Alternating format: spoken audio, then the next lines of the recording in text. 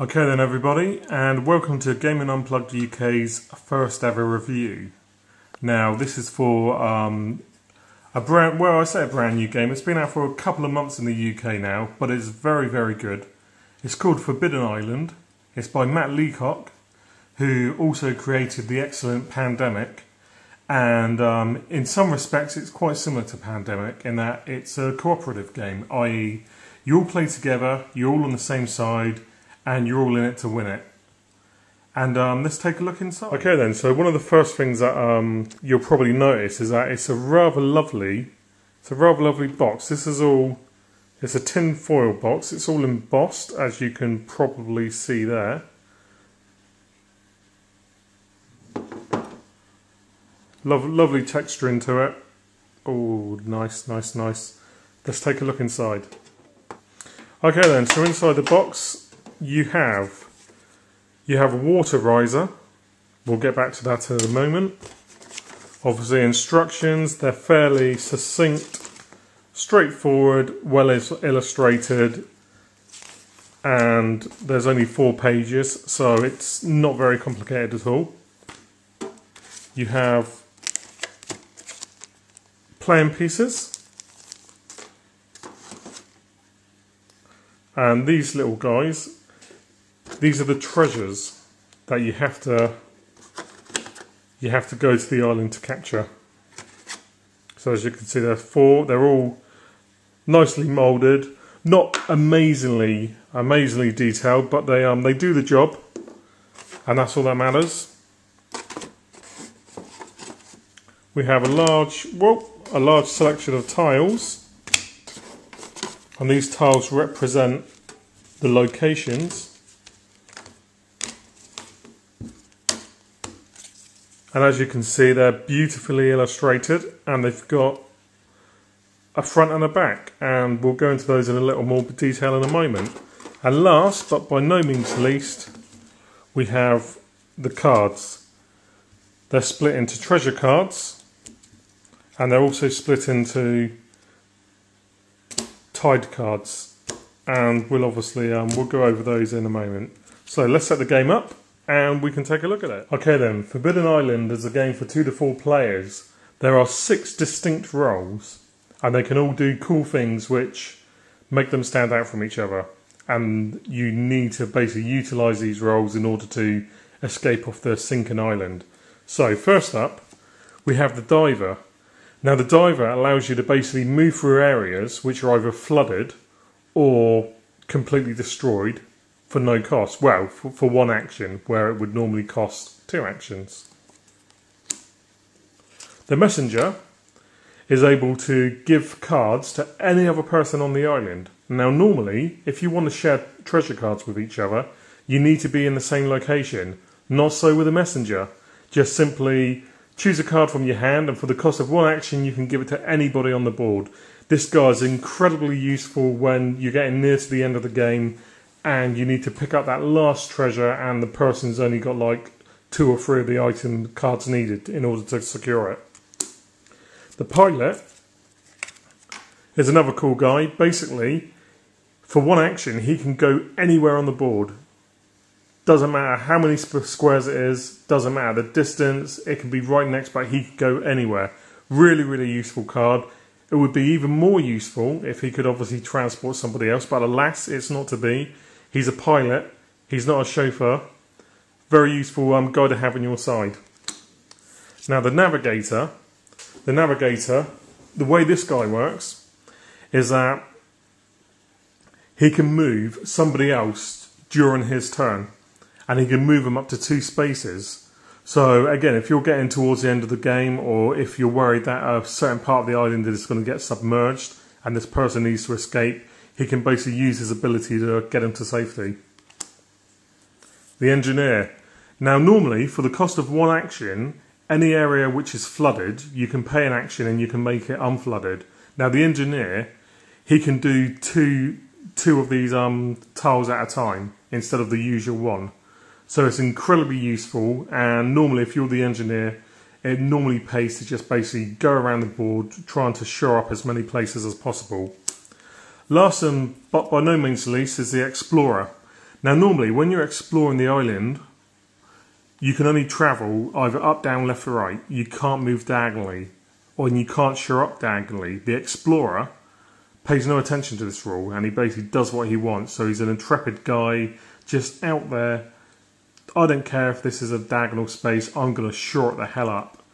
Again, very useful. All 6 of these guys are useful. However, to ensure that nobody just basically says, oh, I'm going to be the pilot, I'm going to be the messenger, all your cards are randomly picked. This not only ensures that there's various game dynamics all the time, but it keeps the game fresh and exciting because you never know who you're going to be. Anyway, that's the actual main characters. Let's take a look at the actual board itself. Okay then, so this is the board of Forbidden Island, and as you can see, all the tiles, the separate tiles basically make up an entire island.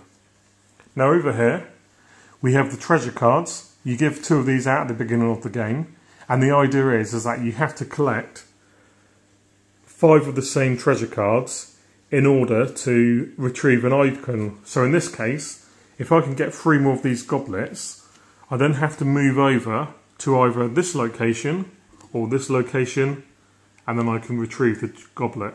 Job done.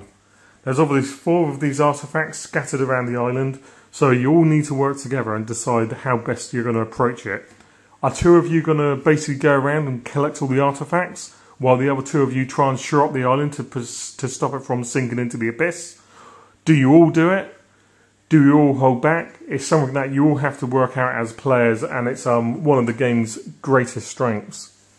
Now, at the beginning of the game, you have to determine how bad the island is, and you do this by flipping up the first 6 cards.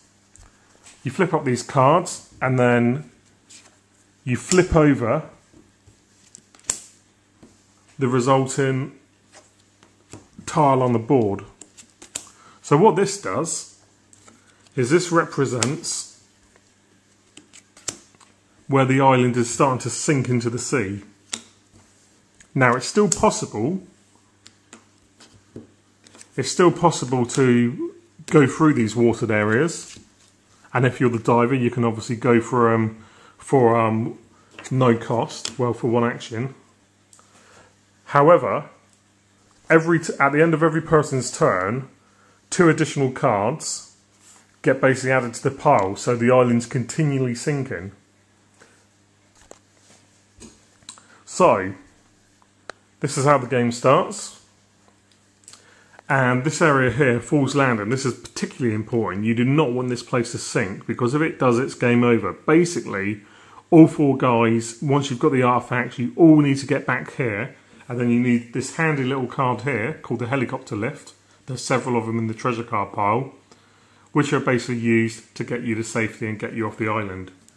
Now, there's another type of card in the treasure pile called sandbags, and this lets you shore up any place of your choice, like so. So during your turn, you can have 3 actions, and an action is either move a piece, there, for example. You can shore up an area for an action, and you can either do the one you're on or an adjacent one, provided of course it's not diagonally. You can give one of your cards to another player, or you can secure a treasure. So obviously you've only got 3 actions, so you need to use them wisely, particularly if you need to start traversing the board, because while it doesn't look like a large area, it soon mounts up. And then once you've taken your actions, you retrieve 2 cards, and they go to your existing treasure pile.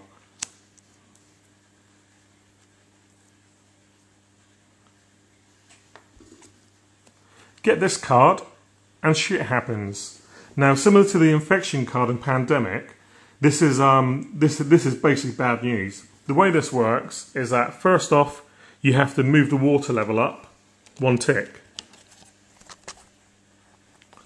So you move it up 1, and that obviously donates the cards. So the higher it climbs, the more cards you're going to draw. The next step is you take all the cards which you've already gone through, and you chuck them back on the top of the library. And then at the end of the turn, you obviously draw the donated cards, which in this case, shown on the marker, is 2. So you shore up the cards. However, if there's a card which is already underwater, it sinks into the abyss, destroyed. You can't see the abyss here, but rest assured this bit of table is the abyss. Now, if you've got a player on that card, you're in luck. You don't die straight away. You can move to an adjacent area. And then that's the end of that. You're fine, you're safe. However, if you're on an area and there is nowhere for your poor guy to move to, the game ends. And it ends for everybody. It's brutal, but it's a co-op game and this is what happens. So that's it. It sounds incredibly simple, and that's because it is incredibly simple to play. However, like Pandemic, it is also amazingly addictive. And there's something really satisfying about basically getting together with a group of you and beating the island. The difficulty level is just pitched enough so that it's not a constant gauntlet and it's not a walkthrough. There's just enough challenge to it. And obviously, if you want to make it harder for yourself, you can just simply decide where you're going to start on the actual waterboard. So, you know, for example, if you start on Legendary, you immediately draw 3 cards per turn. One of the other nice things about Forbidden Island is it's a very cheap game. You can get it from most websites such as boardgameguru.co.uk for as little as £14. So if you're looking for something a little different, something that you can play with all your mates at the same time, providing of course there's no more than 4 of you, I heartily recommend Forbidden Island. This is Darren Jones from Gaming Unplugged UK, and I'll be back with more videos very, very soon, guys. Take care.